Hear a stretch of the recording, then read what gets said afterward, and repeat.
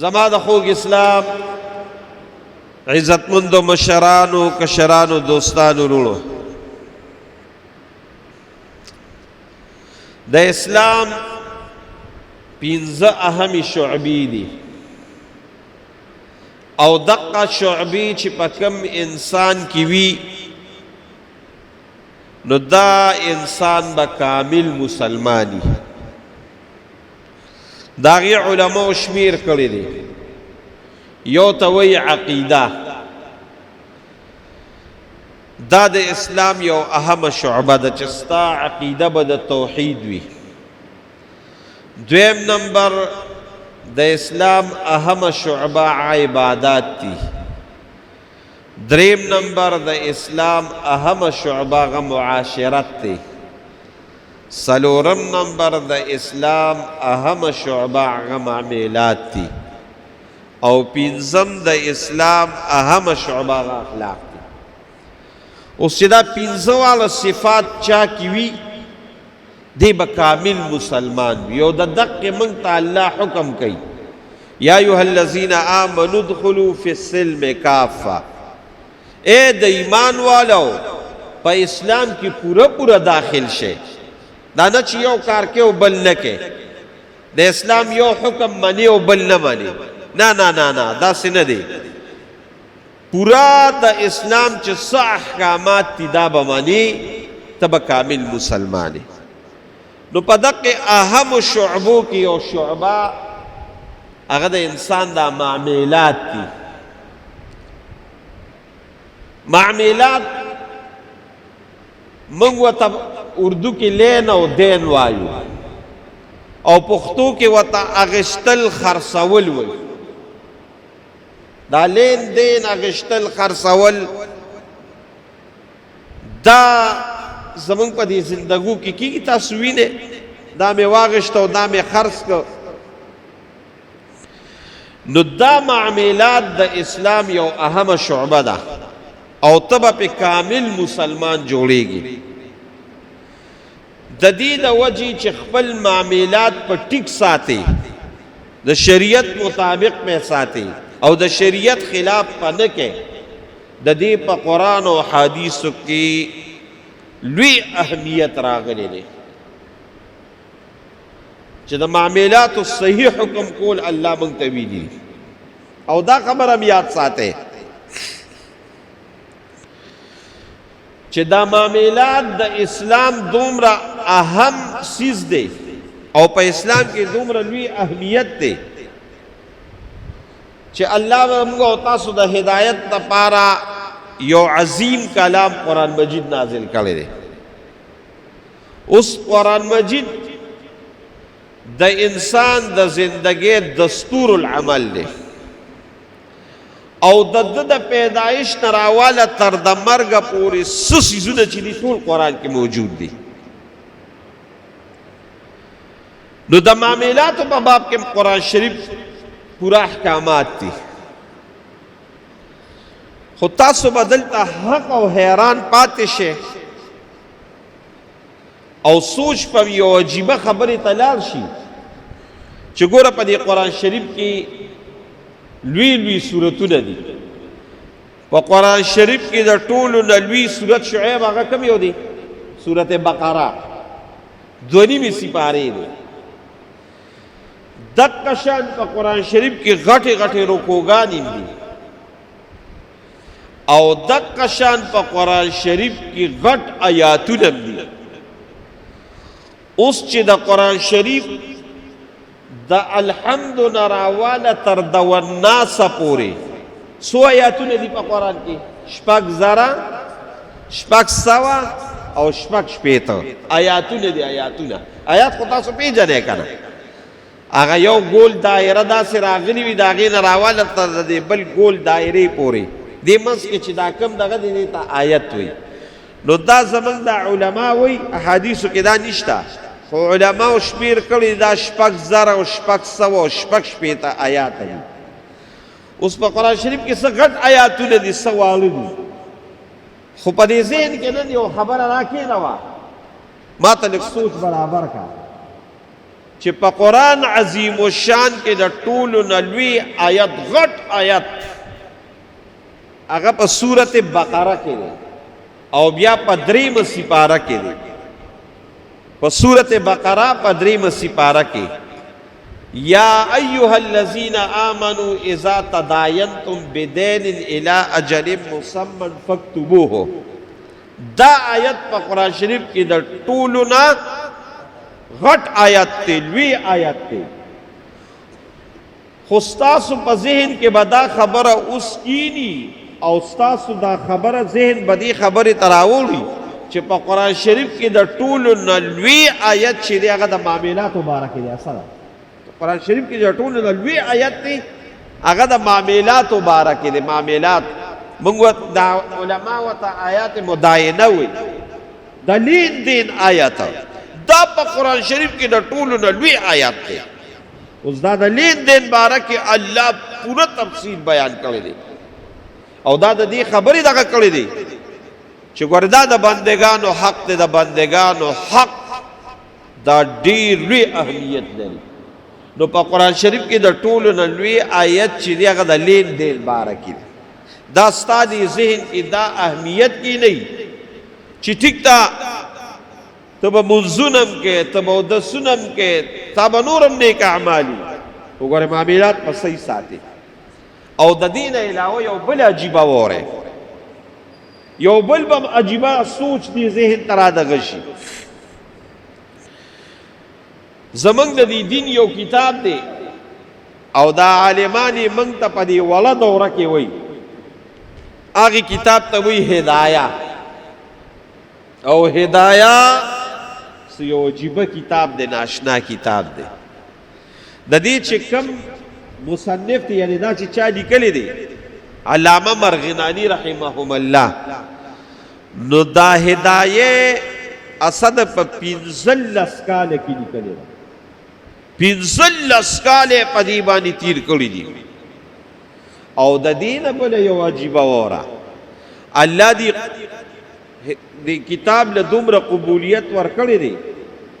چې هر قسم مسائل پکې دي، خو قبولیت په ولې نه ورکوي. دا 15 کاله کې چې کله صاحب د هدایې دا هدایه لیکله، نو اسدا موږ باندې په میاشت کې صرف یو په میاشت په کال کې صرف یو ځل یو میاشت روجي راځي، نو یو میاشت روجي نیسو. او دې د الله نیک بنده چې دا هدایه لیکله، نو په څو کاله کې لیکل امتیازه 15 کاله کې ویشه، په څو کاله کې په 15 کاله کې. او دا 15 واړه کاله روجه وه، 15 کاله ورته روجه ونیوله. نو دا کتاب یې ولیکه، نو 4 جلده یې وله جوړ کړي دي، 4 جلده. نو یو جلد په څه کې دي؟ هغه په مونځ کې روجه، حج، زکات، تسبیحات، اذکار، نور چې دا څومره څیزونه دي دی په یو جلد کې لیکلي دي. باقي څو جلده اصله پاتې شو؟ 3 جلده. 3 جلده صرف په معاملاتو باندې لیکلي دي، په اخیستلو او په خرڅولو باندې لیکلي دي. دا بیع او دا شراء او دا پلانکې او دا ډیګري 3 جلده صرف. دا د څه د وجې چې ګورې د معاملاتو په دین کې ډېر لوی اهمیت دی. نن زمنګ معاملات صفر دي، صفر. یرور جانا ډیر بزګزار به وویني، په سوونو نه، په زرګونو نه، په لکونو. ډیر روجهدار به وویني چې روجیم نیسي او وسرې دا نفلي روجیم نیسي، په سوونو نه، په زرګونو نه، په لکونو به وویني. ډیر حج او عمرو والا چې هر کال حج او عمرو لو 100 بل څه کوي، په سوونو نه، په زرګونو نه، په لکونو به وویني. ډیر تسبیحات والا چې تسبیح یې اصولولې، په سوونو نه، په زرګونو نه، په لکونو به وویني. ډیر تبلیغیان چې دا شای ځان لا په بسترو اصولولا، په سوونو نه، په زرګونو نه، په لکونو باندې به وویني. صحیح معاملاتو والا به یو په سلو کې، په زرو کې به یو داسې وي چې دغه معاملات به صحیح وي. رشوت پنالي، دوکه به نه کوي، د بل مال به نه نیسي، د بل ځمکه به نه نیسي، د بل جایداد به نه نیسي، د بل ډاکه به نه کوي، رشوت به نه اخلي، دوکه به نه کوي. دا به ما ته په زرو کې یو پیدا کړي نشته. زمونږ د ټولو معاملات صفر دي، صفر قسم دي. او څومره د دین اهم شعبه ده. ته دې د دنیا نیک اعمالو کې معاملات ته خراب دي، صفر دي، هر څه دي صفر دي. نو معاملات حضرت عمر رضی الله تعالی عنہ اثر ناسو یو کس داسې راغی، یو سړی داسې را روانو، چې یو سړی داسې را روانو، د هغه بل حضرت عمر رضی الله تعالی عنہ ته یاره وي دا سړی ډېر مزګزار دی، ډېر روژهدار دی، ډېر حج او عمرې کوي، ډېر ښکلي نیک اعمال کوي. حضرت عمر ورته وایي معامله دې ورسره راغلې ده؟ وایي نه. وایي چپ که بس بیا پې کاڼې کېده، معامله دې ورسره راشي بیا به راته پته ولګي. زموږ وروڼو نن معاملات ډېر زیات خراب دي، د حلالو د حرامو، د جایزو د ناجایزو. قسم په خدای کو موږ کې تمیز شته، قسم مې راته په خدای وخوړ. د دې د وجې نن زمونږ اعمال تباه و برباد دي. نو زما عزتمند وروڼو، موږ په یو ډېر لوی امتحاناتو کې پراته یو چې زمونږ معاملات خراب دي، دوکه ډېره زیاته ده، فریب ډېر زیات دی. او بیا په دې موجوده وخت کې ما ته وګورئ، په دې موجوده وخت کې د اعلا نه راواله تر د ادنا پورې اکثر خلک په یو عظیمه او په یو خطرناکه ګناه کې مبتلا دي چې هغې ته وایي سود. سودخواران ډېر زیات شوي دي او په عجیبه طریقو باندې سودونه کوي. عجیبه نومونه یې ولې ایښي دي، عجیبه ټایټلونه یې ولې ایښي دي، او په دې طریقه باندې لګیا دي. نن سود دومره عام شوی دی د اعلا نه راواله تر د ادنا پورې چې څومره خلک دي اکثر په سود کې مبتلا دي. او نن زموږ ملک، زه د خپل ملک پاکستان خبره کوم، زموږ نن ملک چې په خپلو خپونو ودرېږي، دوی ته انګلیش کې سټیبل وایي، سټیبل کېږي نه. زموږ کرنسي، زموږ معیشت دا نن نه سټیبل کېږي. د هغې لویه وجه دا ده چې زموږ ملک نن ټول په سود باندې روان دی، سودي ټول نظام روان دی. دا ټول اکثر بینکونه د سودي کاروبار دی. ته چې د کم ملک ستا ملک په کم بینک باندې روان دی چې دوی ورته IMF وایي، هغه تا له خاصې قرضه نه درکوي، یا خو تا نه لکونه روپۍ سوده دي. د دې د وجې نن ستا هر د پاکستان لوی خو پرېږده چې دا کم ماشوم هم نن پیدا شي، نو هر ماشوم نن قرضدار دی. وجه څه ده؟ سود ډېر زیات عام شوی دی. او سود کومه ګناه ده؟ سود څه شی دی؟ ځان هم چېرته خبر کړی دی؟ د سود باره کې هم خبره ذهن ته چېرته راوستې ده؟ سود هغه خطرناکه ګناه ده چې په مخ د کائنات کې د دین خطرناکه ګناه بلل شي. ته به وایې دا څنګه؟ ګناهونه خو ډېر زیات دي، شراب دي، زنا ده، نور د دنیا ګناهونه دي. هغې ته ته خطرناک نه وي او دې ته خطرناک وي. دا ورته زه نه ویمه، دا ورته الله او د الله رسول ویلي. الله او د الله رسولو چې سود ته کومه خطرناکه ګناه ویلې ده،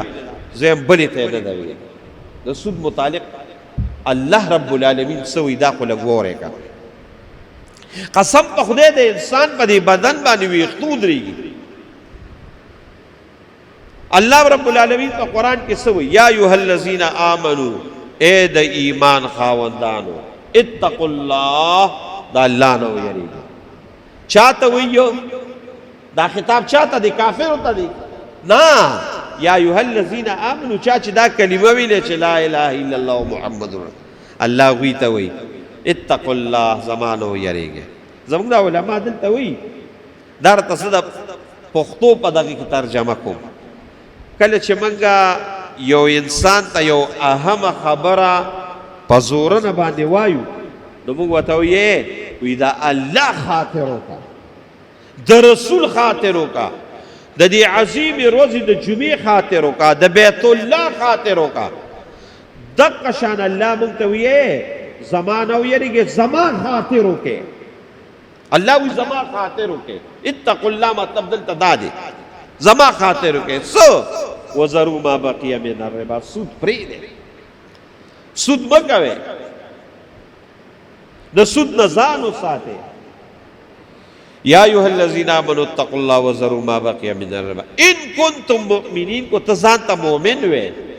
کو ته ځان ته مسلمان وې الله وی سود پرېږده او بیا الله وتسوي فإن لم تفعلوا کو چرتا دا کار پرې نه خود سود دې پرې نه خود الله اکبر الله اکبر نو الله وی فإن لم تفعلوا کو چرتا دا کار پرې نه خود دا سود دې پرې نه خود نو فأذنوا بحرب من الله ورسوله الله وی الله چې زما جنگ ته ځان تیار کړه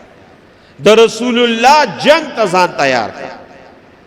یعنی الله رب العالمین اعلان جنگ وکړه اوس دلته زمونږ دا علما دلته دوه مقصد بیانوي ډېر مقاصد بیانوي خو زه راته صرف دوه مقاصد دلته ویم او لږ د زړه په غوږونو باندې واورئ لږ د زړه په غوږونو باندې واورئ فإن لم تفعلوا فأذنوا بحرب من الله الله وی زما جنگ ته ځان تیار کړه یرلو یو مقصد دلته دا دی چې موږ د الله رب العالمین خلاف جنگ ته ځان تیارونی شو قسم په خدای الله خو پرېږده موږ د الله د مخلوقو مقابله هم نشو کولی موږ د الله د زلزلو مقابله نشو کولی موږ د الله د سیلابونو مقابله نشو کولی موږ د الله رب العالمین د طوفانونو مقابله نشو کولی او دا خو پرېږده الله وی ته به زما د څه څه مقابله وکړې وما یعلم جنود ربک الا هو زما خو دومره لښکرې دي دومره لښکرې چې ستا دا سوچ ستا دا ذهن به ختم شي خو زما لښکرې به ختم نه شي یو پوټی ماشي د قسم په خدای کو موږ د ماشي مقابله کولی خو سودخور د الله خلاف مقابلې ته روته یو خو مقصد د الله دا دی او دویم نمبر دا دی ما ته وګوره اصل ده چې کله یو انسان خلاف جنگ ته راپاسي نو بیا چې دا کم مضبوط وي که نه نو دی د دې خپل دشمن چې څومره مال او متاع ده د دې د تباهۍ او د بربادۍ دپاره لګیا وي کور وله تباه کړي اولاد بچي وله چې څه وله په لاس ورځي هغه تباه کوي نو جنگ کې بیا دا معامله ده چې انسان یادوم انسان د خپل دشمن قیمتي متاع قیمتي څیزونه هغه غر کوي الله رب العالمین چې کله د اعلان جنگ اعلان وکړ نو ما ته وګورئ الله وی چې ستا څومره قیمتي څیزونه دا به تباه کوم نه به د مال په ځای راځي نه به د جایداد په ځای راځي نه به د کور په ځای راځي نه به د اولاد په ځای راځي تاسو وګورئ چې د سودخور سړي او کم سړي سود کوي د مالم اخره کې تباه شي د اولادم در په در شي د کورم تباه و برباد شي خو زه دا هر څه په خپل ځای یو خوا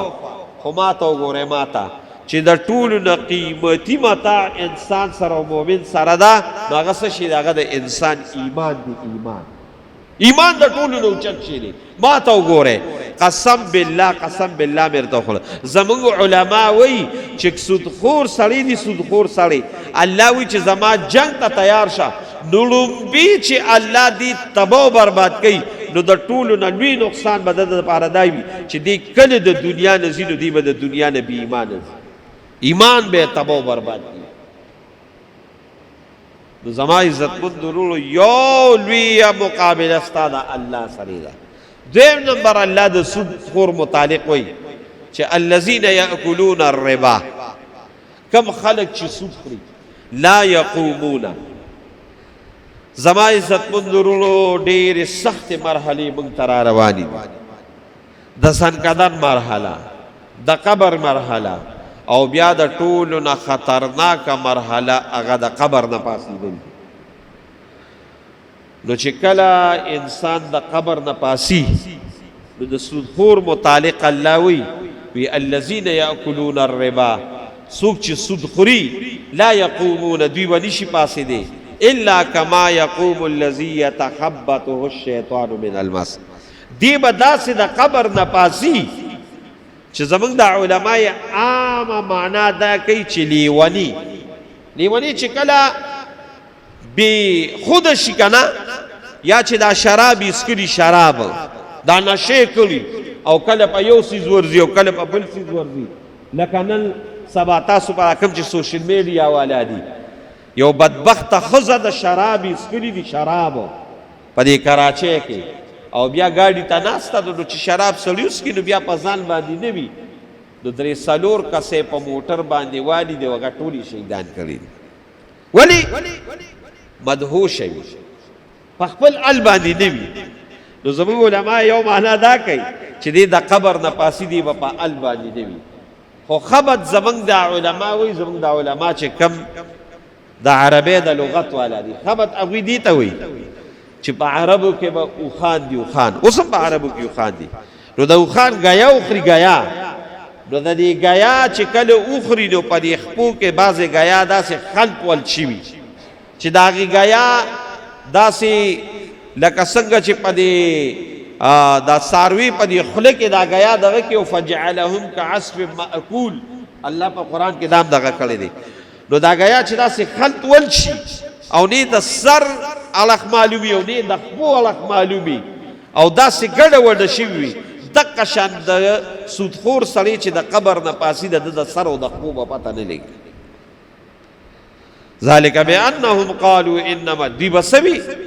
وی سود په شان دا اغشتلو خرڅولو دی کنه خو پیسې مې درکړې زیاتې پیسې به راکړې ګړۍ د باندې خرڅومه دا ګړۍ ده په څلوېښت ما اغشتې ده په شپېتې د باندې زه خرڅوم نو دقه شان دي کنه الله وی نه واحل الله البيع وحرم الربا اغشتل خرڅول تجارت جایز دی او سود حرام دی فمن جاءه موعظه چاته چې دا نصیحت ورورسېده فانتهى دې ځان مني او که د دې نه مخکې د ده نه شوي توبه دې وباسي وامره الى الله فیصله الله سره ده ومن عاد او څوک چې نه پرېږدي نو دا بیا ډېره خطرناک خبره ده فاولئک اصحاب النار هم فیها خالدون الله وی همیشه همیشه د لپاره جهنم دی د سودخور دپاره همیشه جهنم دی الله اکبر چې دی روا ګڼي او دی وی چې دا خو په شان د تجارت دی د ده دپاره همیشه همیشه جهنم رونو دا ډېره سخته معامله ده دا ډېر سخت وعید دی دریم نمبر قرآن کې الله څه وایي یمحق الله الربا ته خو یې چې زه په دې سود باندې دا مال زیات کم خو الله وی نه زما د په خپل جلال او په خپل ربوبیت باندې قسمی چې د سودخور مال به الله وی ټول تباه او برباد کو یمحق الله الربا څومره چې د سودخور مال دی اولاد دی جیداد دی کور دی الله وی دا ټول به تباه او برباد او څلورم نمبر الله وی چې موږ په دې دنیا کې کامیابی غواړو خو یاد ساته کم سړی چې سود کوي یا ایها الذین آمنوا لا تأکلوا الربا اضعافا واتقوا الله دا الله نه ویریږه او که دا سود دې پرېښود خو کامیاب بشي او که سود دې پرې نه ښود نو الله رب العالمین دوی تباه و بربادي دا خو په قرآن شریف کې دا وعیدات راغلي دي بیا حدیث راواله چې احادیث راوالی د رسول الله صلی الله علیه وسلم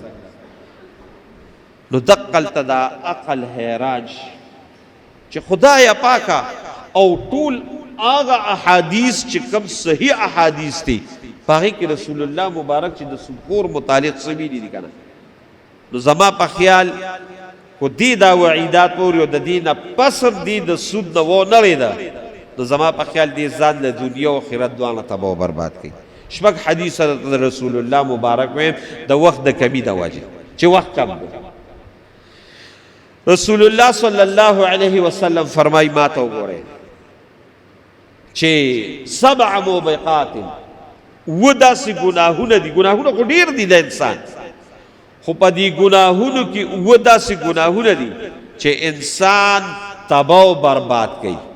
انسان هلاکت ته رسوي د انسان مال د انسان اولاد، د انسان بچی، د انسان کور، د انسان ټول زندگی او د انسان آخرت دا تباہ و برباد کی وہ گناہ پاغی کے پس سلورم نمبر دا پا بخاری شریف کے حدیث تے پس سلورم نمبر رسول اللہ مبارک ہوئی چھے انسان تباہ و برباد کی نو پس سلورم نمبر بکے و اکل الربا کم سری چی سود کی سود دا انسان زندگی و مال اولاد و تباہ و برباد کی دا رسول اللہ صلی اللہ علیہ وسلم فرمائے دویم نمبر رسول اللہ مبارک و فرمائے گورا ماتو گورا منگا ہوتا سو کہ دنیا کیوں سو نو باز خلق دا دی خیرون لیر سخ یری گو یارا پاکارم دا یارا پاکارم دا رحمان بابا سوی اصدا وی آزار نچا بازار مندلی ندی آزار نچا بازار ندی مندلی آزار چیر توشو خیرات در توشو قسم پخدے کو کامیاب شی نو منگ دا دی خیرون یری گو نو بیا خصوصا بعض وقت دا سے خیری وی چه دا نیکانو خلقو خیری وی علیکوی دا پلانکی عالم خیرہ دا دی نزانو ساتا دا پلانکی سڑی دیر مصدوم دی دا خیری نزانو ساتا او دا پلانکی دیر لوی ولی دی دا خیرو نزان ساتا او دا پلانکی دیر لوی بزرگ دی دا خیرو نزان ساتا او اس تاسو تاوی مرو چه رسول اللہ مبارک چاہتا خیریو کی نو داغی بس ہے رسول اللہ مبارک ترمذی شریف کی حدیث تے وی لعن رسول اللہ صلی اللہ علیہ وسلم لعنت ویلی دی رسول اللہ مبارک لعنت ستا ہوئی دا اللہ دا رحم نے لری کری دی پا دی سری دی دا اللہ ار وقت غضب وی او بالحدیث کی دا سی چه لعن اللہ لعنت ویلی دی نو چه اللہ دا اللہ رسول قیریو کی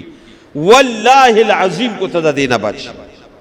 رسول اللہ مبارک سی وی وی لعن اللہ لعنت تیوی پا آغا چابانے لعنت تیوی پا آغا چابانے چه اکل الربا سوک سود خی او بیا سود آغا ناکار گناہ دا چه دا متعدی دا دوستا چلو کر زا سود خوی او سلیو خوالا اگو خوالا او بل واغشتا نو رسول اللہ مبارک سوی وی لعنت تیوی پا آغا سلیبانے چه کم سود خوری لعنت تیوی پا آغا سلیبانے چه کم سود علی او بیا رسول اللہ مبارک وی لعنت تیوی پا آغا سلی چه کم سلی دا سود دا معاملہ لگی او سلورم نمبر رسول اللہ مبارک وی لعنت تیوی پا آغا سلیبانے چه کم سلی سودی کاروبار کی زان گوا جوڑا سواء دا طول برابر دی زا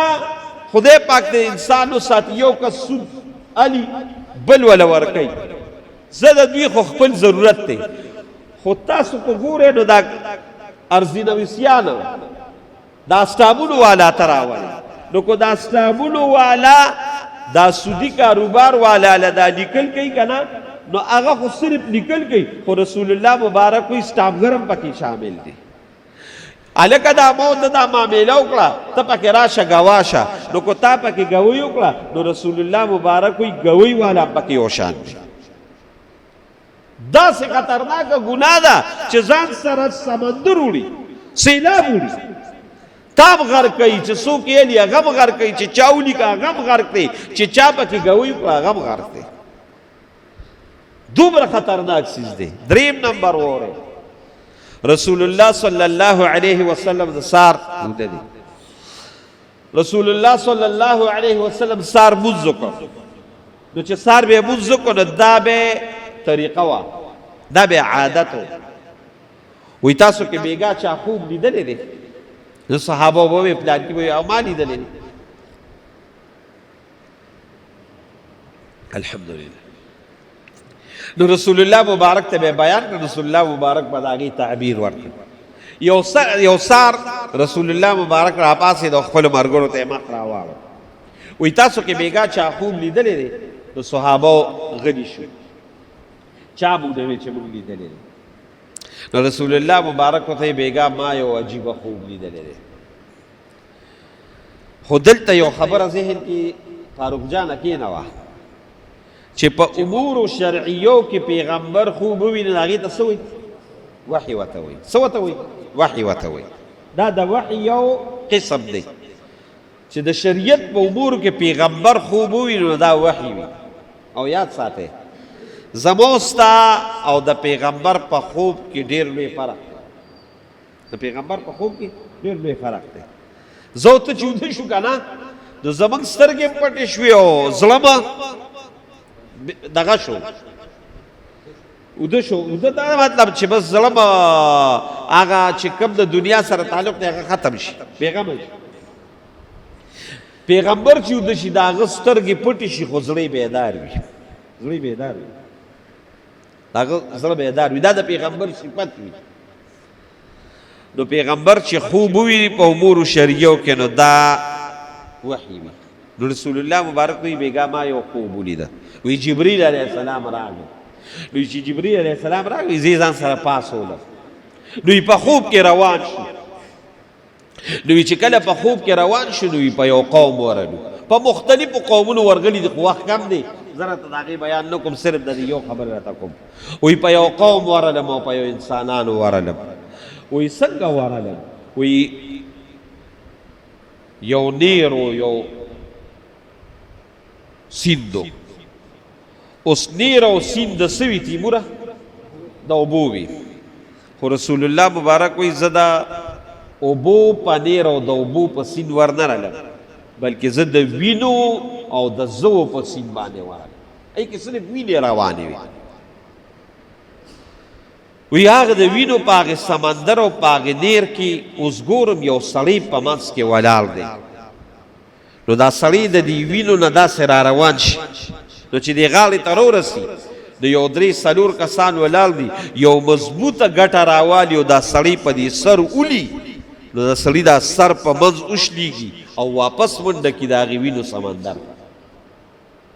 وی بیا راوځي وی بیا دا چلو کړي. وی بیا راوځي وی بیا دا چلو کړي. وی زه دا منظر وینم. وی جبریل ته مې وی چې دا څوک دی؟ دا خو ډېر سخت عذاب کې مبتلا دی. تاسو د الله په ذات یقین وکړئ قسم په خدای دا په حدیثو کې دي.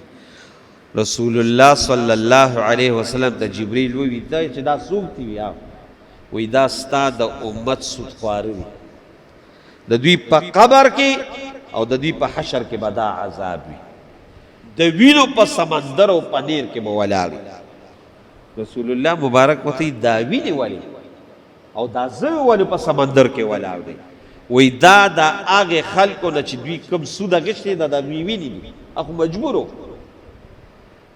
مجبورو دوی د هغې هغه وینې اخیستې دي. نن هغه مال ولا الله د وینو په بدل باندې بدل کړی دی. هغه مال ولا الله په وینو بدل کړی دی. نو په قبر کې به دا سزا وي. دا خو رسول الله مبارک خوب کې لیدلی دی. او بل د رسول الله مبارک په ویښه معراج شوی دی. رسول الله صلی الله علیه وسلم وی کله چې معراج ته لاړم نو په جهنم کې مې خلک ولیدل. وی دې کې مې یو انسان ولیده چې د هغې انسان دا وجود کالبیوت دا په شان د کوټو د عمارتونو د کمرو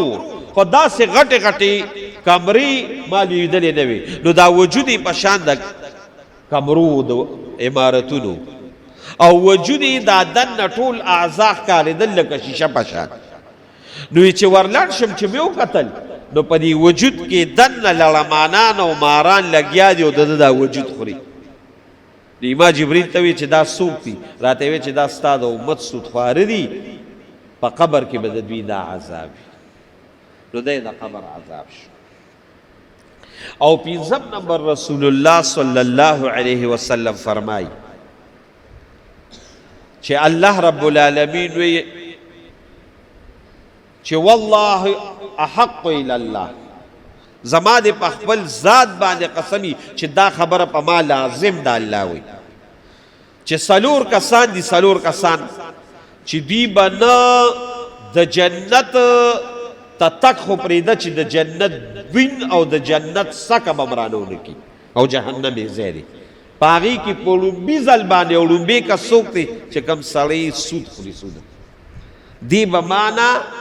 د جنت هغه بوی او خوشبوی ونه ویني او ذایقه به ونه ویني. خو زما په خیال دا ټول په یو وړه دا ټول په خپل ځای باندې کوم چې د ابو هريره د جابر ابن عبد الله کوم حدیث دی نو هغه د انسان په دې بدن باندې ویښتو درې او والله العظیم دا د حدیث او الفاظ په درې قسمه دا حدیث راغلی دی په درې قسمه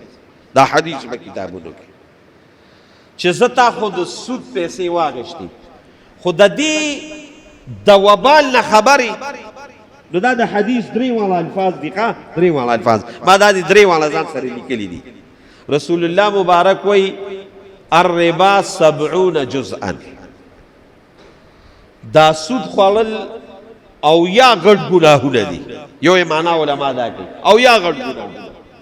او یا سزاګانې به الله ورکوي او یا قسمه سخت ګناه ده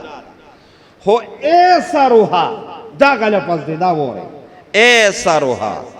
الربا 70 جزءا سود او یا جزء دی ایسرها پدې کې د ټولو ناغه معمولی ګناه چې کومه ده کنه معمولی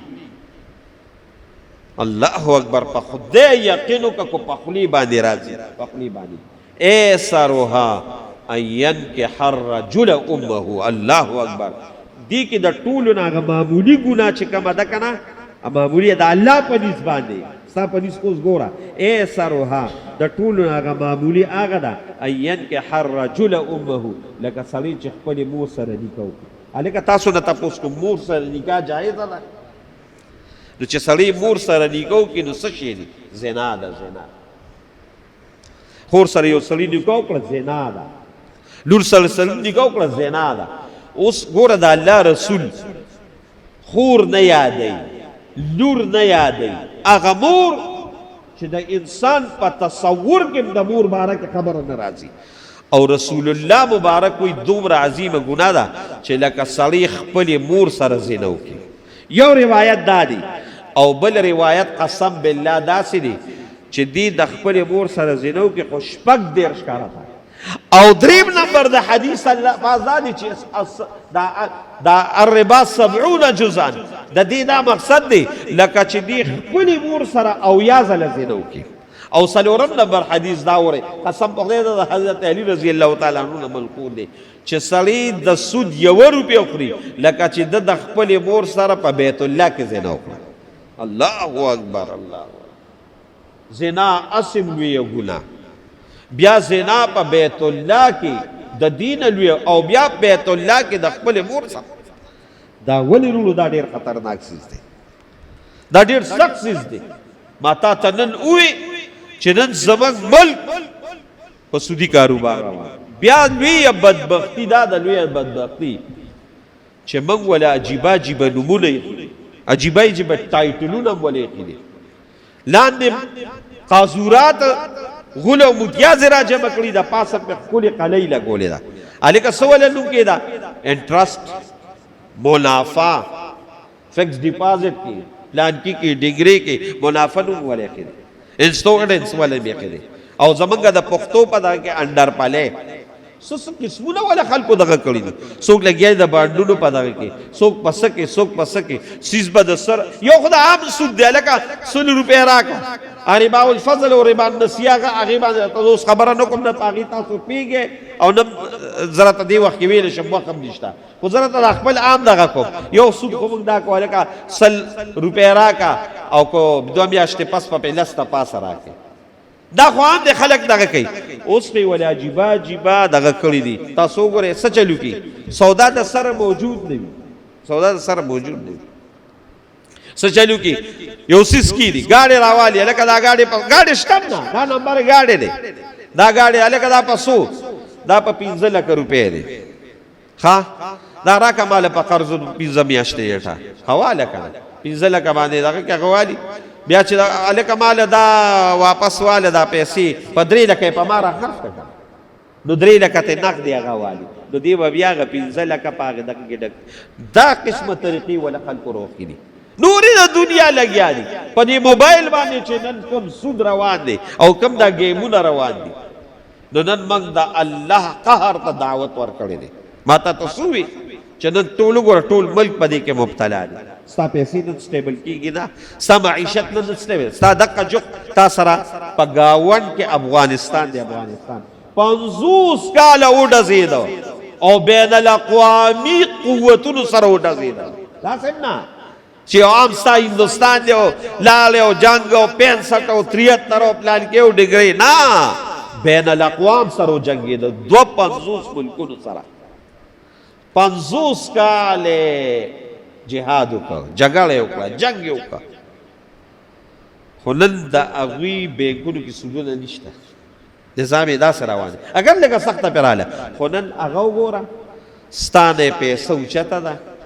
ستا نه معیشت په ښکلې طریقه روان دی، ستا نه پکې زیاته ارزاني ده او لګیا دی رو په خپلو خپو باندې ودرېږي. ستاسو 83 دا 77 و دا 78 و ازادي دی، دا څوک ازاد دي؟ کوم زموږ کې څوک ازاد دي؟ ټول غلامان دي، دا یې غلامان نه دا بیلونه چې پتا باندې زیاتېږي، دا ستا د حکمرانان نه دی، ستا حکمرانان یې خوري هغوی را باندې زیاتوي. ولې؟ دا سود دی د وجې. نو زما عزتمندو وروڼو ما تا ته وویل چې مزګزار به ډېر پیدا کړي، تهجد ګزار به ډېر پیدا کړي، لویو لویو تسبو والا به ډېر پیدا کړي، معاملات والا څوک نشته صحیح چې تو سره صحیح معاملات وشي، هغه معاملات والا ختم شوي دي. نو زما عزتمندو وروڼو ځان د دې نه ساتئ، دولت ته ډېر که سبب یې وکړي، یو ځل د دې دنیا نه تګ دی. او یاد ساته الله چې یو خبر وکړي، الله ته وایي چې یاره زه په سود باندې او زموږ ملکونه بغیر د زموږ بینکونه بغیر د سود نه چلیږي نه، دا چرته هم داسې نشي کېدی چې الله یو شیز منې کړی دی تی منې که چې څنګه دې چلیږي، نو ملک په دې تباه کېږي، بربادېږي به. دا بچیان دا الله ویلي دي یمحق الله الربا، د سودخور ټول مال به الله وی تباه کو. او موږ هم قتل تاسو وګورئ، د خصوصا د انډرپلو والا ته وګورئ، تباہ و برباد شو. دی وی زه به اوس ټیک شم، اوس به ټیک شم، اوس به ټیک شم. د هر څه نه الله رب العالمین اخلاص، د هر څه نه اخلاص. نو یاد ساتئ زما وروڼو عزتمندو، ځان د دې څیز نه ساتئ. دنیا دې ډېره کړه، سبب یې وکړي، یو ځل د دې دنیا نه مرګ او د دې دنیا نه تګ دی. بیا ګورې زمونږ لویه زندګي په خبر کړه. او یاد ساتئ، ګورې یو خبره یاد ساتئ، د سودخور سړي د قبر زندګي ډېره بده وي.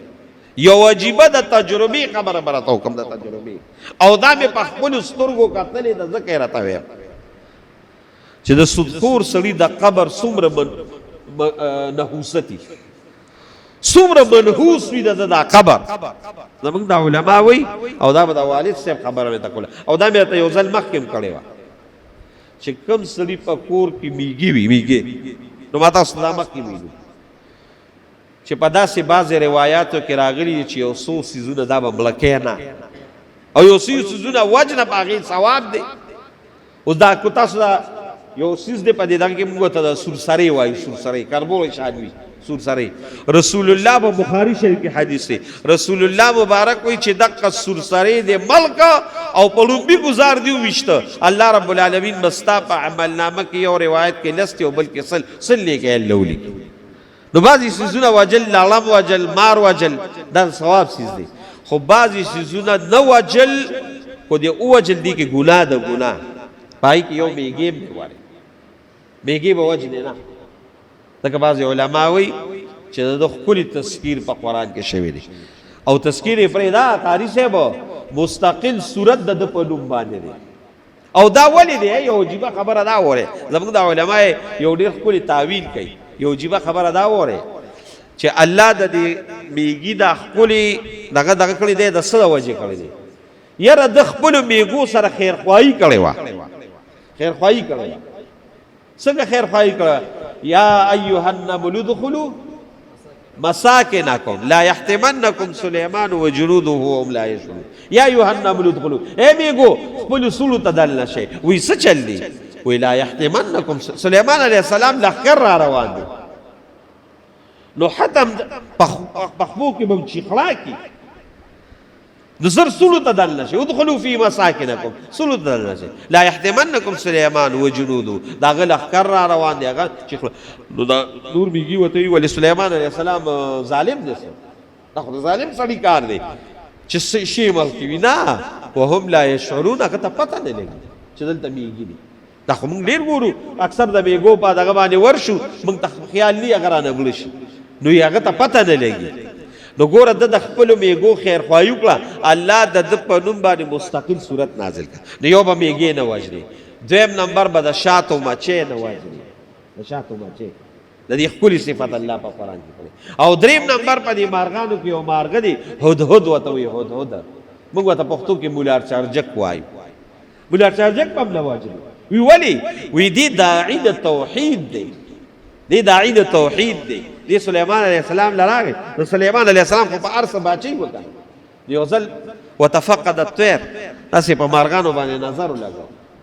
چې مارغانو باندې نظر ولګو نو فما لی لا ارى الهدهد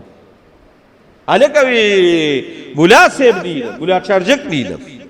او د مولار چارجک د سلیمان علیه السلام یو عجیبه کار به ولکو یو ځل سلیمان علیه السلام ناسو وخت کم دی عجیبه عجیبه دا د حیات الحیوان لیکلی دی یو ځل وی ناسو نو یو مارغه ته وی ستاسو کار دی تا کې څه خاصیت دی نو یو مارغه ته ما کې دا خاصیت دی بل وته ما کې دا دی ما کې مولا صاحب راغی مولا صاحب ته وی تا کې څه خاصیت دی ویره چې ما کې الله دا خاصیت خېری چې زه دا ټونګه په دې ځمکه باندې کېدم کنه نو ما ته د دقې ځمکې نه اندازو لګي چې په دومره ګزه کې دا اوبه دي اوبه دي دلته هلکه وي ته خو واټر انجینیر یې د اوبو معلومولو دغه دا خو ډېر ښه دغه دی تا ته هلته پې کارغه یو غلا پوښ کو وي ته به ما سرې سلیمان علیه السلام هدهد ته وي ته به ما سرې چې کارغه ده ولیدل چې ښه دا به اوس د وزیر واټر به وي او دې به ناغه پې راغله چې دي دروغ وي مولا صاحب دروغ وایي وایي څنګه دروغ وایي دې خو چې زه مخوږه کېدم نو ما ته په دومره ګزه کې اوبه لاندې پته لګي وایي جي دې دروغ وایي ولې وایي دې دروغ ځکه داسې وایي چې دته دا ښکاریان دي دوی راشي نو دوی ورته یو دانه داسې کیني په لټ کې او د هغې لټ د پاس داسې لږه شان معمولي خوره او دانه کلو ساتي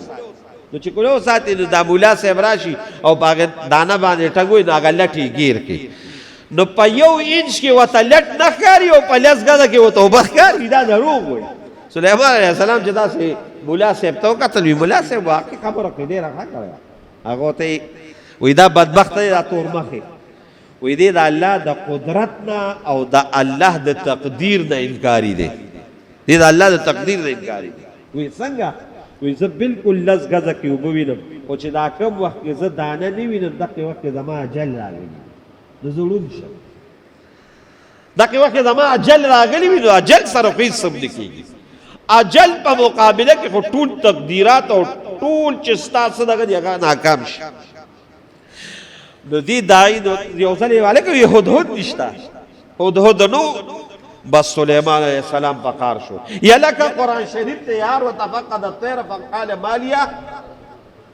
ام کان من الغائبین واپسې وایه لو عذبنه عذابا شدیدا او لاصبحنه یې سرمن به دې وباسم سخت عذاب را درکوم او کو دې وجه معقوله نه ولله اصبحنه پسونه کوم دی علالوم دی خو زار شم او قربان شم د پیغمبر د سوچ نه او لا یأتینی بسلطان مبین خو کو دلیل دی معقول نه نو بیا دې پرېږدمه وتفقه او لا اصبحنه ولا یأتینی بسلطان فمکث غیر بعید مالا لا درنگ سات نو تیره فمکث غیر بعید احط بما لم تحط به وجئتك من سبع بنبأ یقین سات لا تیر نو چې قلابازیا کاتا ہوا ہدہد آ گیا دا سی وزری ہوئی چرتا تلی وی بدقل ته د سلیمان علیه السلام ساده پښتنو خبره کوم د سلیمان علیه السلام د خپل دقل تزمک او تختول وی ولی وی ز اغه زیت تلوم چې ستا حکومت مال تتلی نه دی وی څنګه وی پس سبا قوم لتلو نو څه چلو په سبا قوم کې وی خزو د نور عبادت کو دا الله نه علاوه د نور عبادت کو نو دا الله نه علاوه خو د نور عبادت نه کیږي نو د دې د وجه سلیمان علیه السلام ته چې د الله عبادت کی دی داعی د توحید دی بم وجه نه نو میږي وجل خو نشي ماونټین او پلانکی پاوډر خو په اچولې نشي نو څه چل وکې نو زموږ ولي صاحب به وي وي داسې چل وکړي چې د دې سودخور د دې قبر دومره نحوستي چې دې نه ولا داسې یو بوټي شان خوره راوړی او د میږو سوري سره کېدی او تاسو میږي په دوربین کې ولیدل نو چې څه قسمه جرم وي زه بیا درکړم قسم په خدای دا یو ظلمانه دوه ظلمانه درې ظلمانه ما څو ځله دا چل وکړ خو چې د سودخور د قبر خوره راوړی نو دومره نحوست داغه عذاب راغلی وي چې د هغې خورې نه میږي وتښتي بیا به میږي نه دومره خطرناک څه دی نو زما عزتمند ورونو د دنیا جون اس جون نه دی اصل جون زموږ د آخرت دی چا سود کړي وي توبه وباسئ او چا سره د سود پیسې وي نو زموږ د علما وایي چې سوځوی خو یې ما خو داسې چل وکړئ چې یو غریب لا یا یو مسکین لا یا یو دغه لی ورکړئ خو ګورئ د ثواب نیت پکې ونه کړئ چې خدایه د دې په دغه باندې ماله ثواب راکړي خو د ثواب نیت دې وکړو نو بیا هم د ایمان نه خلاصېږي نه بس دا یو ګند او ما نالې ته ووتو نو د هر قسم سودونو نه خو د بینکونو دا سودونه دي او که دقه شان د انډرپلې دي او که یو دا مختلف قسمه نومونه چې وله تاسو زده کړي د دې نه ځان ساتئ خو شوي وي د الله نه معافي وغواړئ الله ډېر کریم او رحیم دی الله وایي چې څوک چا کړي دي فمن جاءه موعظة من ربي فانتهى فله ما سلف بس چې تیر شوي دي هغه تیر شوي دي باقي د الله سره خپله جوړه وکړه او د دې څیز نه ځان وساته رب العالمین دې موږ او تاسو د حرام مال نه وساتي زما عزتمند ورونو یو خبر راته کومه او دا به موږ نن د الله شکر وباسو او هغه دا ده چې تاسو ته ما په دې تیرو جمعو کې یو خبره کړې وه چې موږ په یو ډېر عظیم ازمایشونو او فتنو کې په دې خپل ملک کې مبتلا یو په هغې فتنو کې یو فتنه د قادیانیت ده وخت نشته چې زه تاسو ته تفصیل ما تاسو ته په تیرو جمعې وویلو چې زموږ د پاکستان عدالت چې کوم چیف جسټس دی قاضي القضات د ټولو نه مشر چې د پاکستان د ټولو نه اوچت قاضي دی هغه یو فیصله دا کړې وه چې د پاکستان په قانون کې خدا په آیین د آیین خبر راته کوم آیین کې دا دي چې قادیانی به د خپل تبلیغ پرچار نه کوي خپل عبادت خانه به نه استعمالوي خپل چې څه لیکچر دی دا به نه دغه کوي هلکه ولې به نه کوي ولې د پاکستان کې د هندوان نه کوي سیکان نه کوي هغوی ته اجازت دی او قادیانی ته نشته او قادیانی ته نشته دی به نه کوي ولې قادیانی په سپینه جامه کې انتهایی بدترین خنزیر دی غل دی ولې هغه د کافر د خنزیر د سپي اولاد ځان ته مسلمان یو په حقیقت کې د کافر نم سخت کافر دی لکه د رسول الله مبارک ختم نبوت داغه نشته نبی علیہ السلام ته ډیر بد نظر کوي نو د مسلمانې په جامه کې ځان مسلمان دا کړو دی کافر د کافر تو په جامه کې ځان مسلمان ګڼل نو د په ارس باندې پاکستان قانون د اسلام هغه خبره بل د پاکستان قانون لري چې دی بل لیټریچر اس هغه زمونږ چیف جسټس دا چل کړو چې خیر دې ته بار مکوا او چې کوم د چار دیوارې دننه دی هغه کوا باغی د ملک د علما را پاسېدل تاسو عوامو سره پاسېدل پرون ماښام هغه فیصله هغې چیف جسټس وی چې دا مانه غلطي شوې ده او هغه شقې حذف کړ هغه شقې حذف کړ او وی چې دی به په چار دیوارې کې ما دا شي نشي کولی دا پیچاو کړلو د دې باره جواب را راکوي او دا د دې لپاره چې ستاسو دا ذهن کولو شي دا پیچاو کو علماو پې وکړه او خصوصا قائد جمعیت حضرت مولانا فضل الرحمن صاحب دامت برکاتو هغه پرون په خپل عدالت ته تللی دی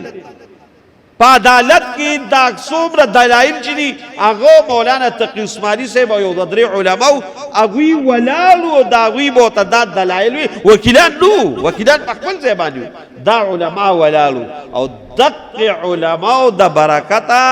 د هغوی د جدوجهد د برکته هغه قانون واپس دغه شو چې دی به نه بهر د خپلې دغه پرچار کوي او نه به دننه د چار دیوارې پرچار کوي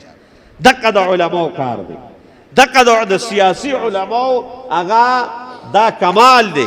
ته چې سیاسي دا ټیکداران نه څوکیداران دي زما دې په خدای باندې قسمي خدا زما ستاسې چې تسبیح راغشتي او داسې په جماعت کې ناسو دا کارونه موږ نشو کولی دا دقه علماو ته په میدان کې ولاړ دي او څوک چې د رسول الله په ختم نبوت د هغه په ناموس رسالت حمله کوي دقه څوکیداران ولاړ دي د هغوی جرت او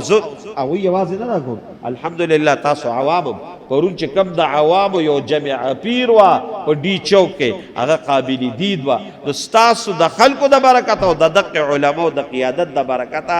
موږ نن د الله لوی شکر وباسو چې هغه قانون واپس شو او قادیانی به نه بهر او نه دننه د خپل دین پرچار کوي ټول وایه الحمدلله بیا ووایه ټول الحمدلله بیا ووایه ټول الحمدلله دا زموږ رسول الله صلی الله علیه وسلم ذات او داغه ناموس رسالت د دین سرم قربان مالم قربان اولادم قربان نو پدې د الله شکر ادا کوي او دقه علماو ته دی علماو ته دعاګانې کوي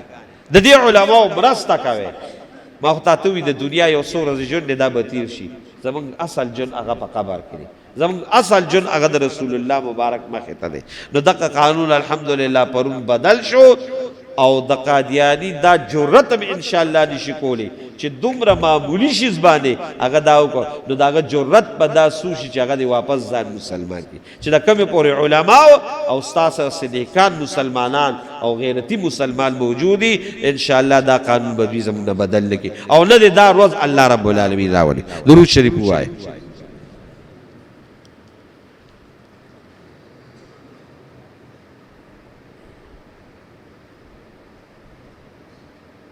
الله اکبر توسو ګره عجیبه دغه دي دلته جوخت یو د دې کمال دا کار کوي شفیقی نوم دی او وی پرون دا کاغذونه دا کمالیان علی وی پرون کاغذونه را لچارول نو ما چوتل لو بیا به قران شریف د کتابونه کولو کړل نو پاره کمال کې دو درې سلور قرانونه پراته الله دا ستا په حلیم آباد کې وایي دا ته حلیم آباد دا حل دی او دا زمنګ او ستاسو د ایمان هغه دغه مهربانیو کې اول خود سره کتابونو دا دغه خرڅوي ما کتاب کې کو هر قسمه خبره ده کتاب عزت مند چیز دی راله دغه کتاب یا دفن کوي یہ سوځوي هغه ایراله چرته خخاوي او یې چرته په غټ دریاب د کوز د خیالي راغلي دی یا دغه دی نو دې ته دغه کتابونه غول زول شي او قران شریف هم د دې وجه کم ضعیفي نو زموږ د علماء درې طریقې خي یو طریقه دا ده چې خخې کې دویمه طریقه دا ده چې سوزول شي د دې لپاره چې دا نور د دې بې عزتي کېږي دا ایده بیا راواله او درېیمه دا ده چې په سینم له وکړي خو اوس ګوره تاسو ته الحمدلله په دې ملک ډېر ښه خلک هم شته یو ادارې قایم شوي دي ټرسټونه قایم شوي دي او د هغوی نمبر باقاعده دلته موږ سره جومات کې ما سره لیکلي دي چاته ضرورت وي کور کې کتابونه وي یا قرآن شریفونه وي هغې ټرسټ هغوی وي هغوی وله باقاعده د شاولو انتظام کړی دی د ځمکو انتظام کړی دی او په یو ښه طریقه باندې او په عزت باندې هغه دفن کړي هغه علماو جایز کړی دی نو مهرباني وکړئ د دې خبرې موږ مزاحمت کوو دا چې هر څوک دا چل کوي نو دا خطرناکه ګناه ده الله دې موږ او تاسو د خپل قهر او د غضب نه وساتي دعا وکړئ الله زموږ په حال باندې رحم وکړي الله زموږ ګناهونه معاف کړي بل رحم او فضل او کرم را باندې وکړي الله هم د دنیا او د آخرت خیر نصیب کړي او دعا وکړئ چې الله د هر قسمه گناهونو نه الله موږ او تاسو ساتي او خصوصا چې څومره حرام خوري د الله دې موږ او تاسو ساتي او بیا خصوصا الله دې موږ او تاسو د سود نه ساتي الله دې زمونږ د عمل دې سود نه خلاص کړي دا دعا وکړئ الله رب العالمین په موږ باندې صحیح حکمرانان راولي او د عمل دې عظیم عذاب نه او د دې عظیم فتنې د سود نه الله محفوظ کړي څومره مرګري راغلي الله د ټولو قدمونه په تله نیکه کې واچي څومره بیماران دي الله ټولو له صحت ورکړي او څومره مردگان الله وفات الله د ټولو نه آخرت نصیب کړي ربنا اغفر لنا ولوالدينا ولجميع المسلمين والمسلمات څومره قرضداران دي الله د ټول د قرضونو اخلاص کړي او څومره به اولاد دي الله دې ولني کمال اولاد او چا موږ ته دعاګانو د پاره ویلي دي کو دا سره ته چا ویلي او کو د شي په ذریعہ چا ویلي الله دې ټول دعاګانې په خپل جام کې قبول او منظور برحمتک یا ارحم